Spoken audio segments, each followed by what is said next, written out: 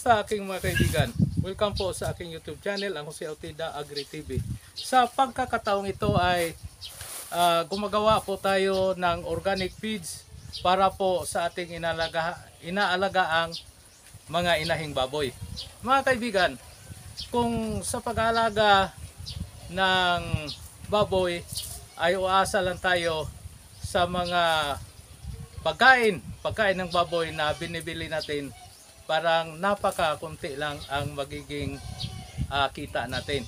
Samantalang sa ating paligid, mayroon naman tayong pagkukuhaan ng kanilang pagkain. Mga kaibigan, sa pag-aaral sa ekonomiya ng pag-aalaga ng baboy, hanggang yan sa 30 o 20% ang kita dahil po sa pagkamahal sa presyo ng binibili nating pagkain ng baboy. Samantala mga kaibigan, kung tayo ay gagawa ng sariling pagkain ng ating baboy na andyan lang o sa ating paligid o organic feeds, ang gasto lang po natin mga kaibigan, andyan lang sa 20 to 30%. So parang baligtad po mga kaibigan yung gasto at saka yung kita. No? Ang kita natin, kung ang pasaw o pagkain niya, tayo lang mismo ang gagawa, ay kikita tayo hanggang 80% o 70 o hanggang 80%. Dito mga kaibigan, sa pag-aalaga natin, nagagamit tayo ng pagkain, malaki po ang kita natin. Ito po ay karanasan na po natin mga kaibigan, at naranasan na po ng ating mga kaibigan nag-aalaga na sila ang laging nagbibili hanggang sa ang financier ay tumigil na sa pagfinance sa pag-aalaga ng baboy dahil kakaunti lang po ang ginansya. Mga kaibigan, ipakita ko sa inyo ang aking pagkain aking baboy. Ito ay dahon ng Madre de Agua. Kasi po ang baboy natin ay mayroong mga biik. Ito po ay pangpadami ng gatas. Ito na mga kaibigan, kailangan mayroon tayong saging, no? Hiwain lang natin mga kaibigan ng kakaunti. Total, madali naman paghiwa. Yan. Ito mga kaibigan, yung hiniwa natin saging, yung katawan ng saging, ilagay natin dito. Yan. Mayroon naman tayong mga reject na gulay. Ito, hanuan natin, no? Kung tayo ay nagtatanim ng mga gulay, mayroon naman tayong reject na bunga ng sitaw. Yan. Ihalo na natin. I-chop natin ng konti para ma-arrange ng konti. Okay. Mayroon naman tayong tahop, no? Maraming tahop. Murang-mura lang ang tahop sa galingan ng palay dito sa atin mga kaibigan. Andiyan lang sa 5 pesos ang kilo.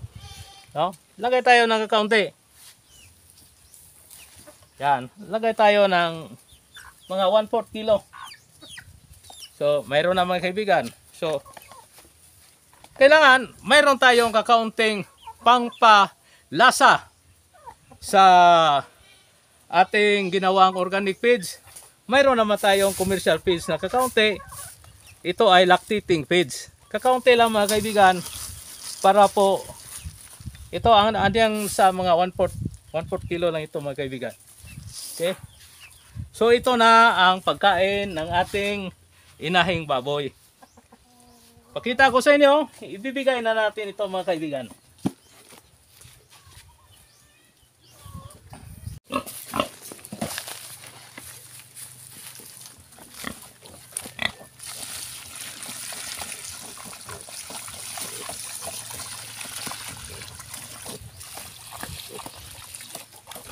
Ganyan lang ang paraan natin mga kaibigan, para po yung mga biik natin ay matuto rin ng kumain. Pag malaki na sila, sasalo na lang sila sa pagkain ng kanilang ina. So ito itong mga biik natin andyan sa 20 days pa lang ito mga kaibigan.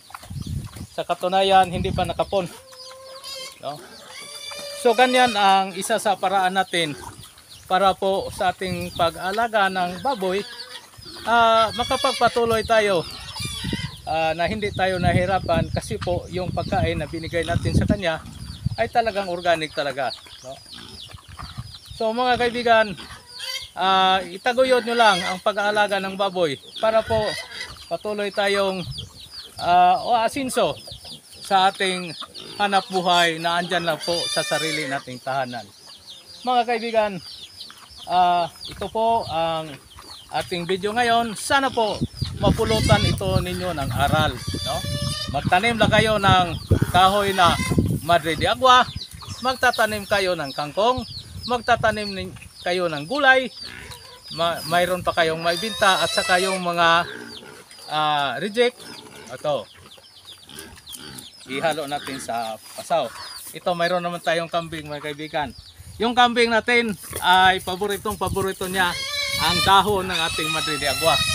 Sa katunayan, ang puno na ating Madre de Agua para ubos na ubos ang kanyang mga dahon. So ganyan ka tindi, no? Ang serbisyo ng ating tanim na Madre de Agua. Mga kaibigan, mayroon pa tayong isang inalagaang baboy na buntis na ating bibigyan ng pagkain. Ito ang pagkain natin, mayroon lang ibabawas tayo yung dahon ng Madre de Agua dahil po sa hindi pa ito manganganak, wala munang dahon ng Madre de Agua. Itong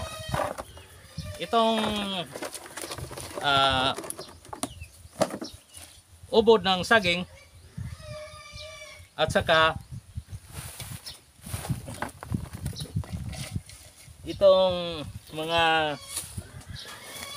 reject na sitaw, ito na ibibigay natin, plus lagay na tayo ng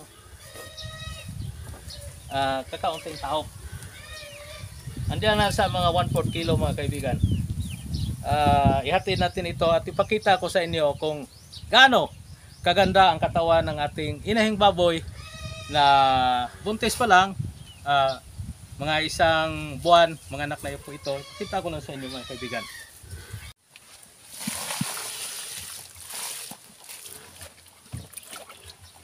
Ito ang inalagaan nating baboy.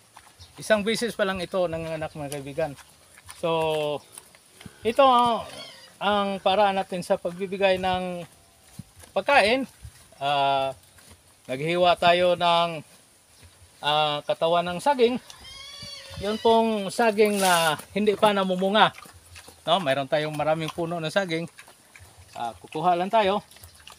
So hinaluan natin ng mga bunga ng sitaw na mga reject at saka nilagyan ng kakaunting tahop.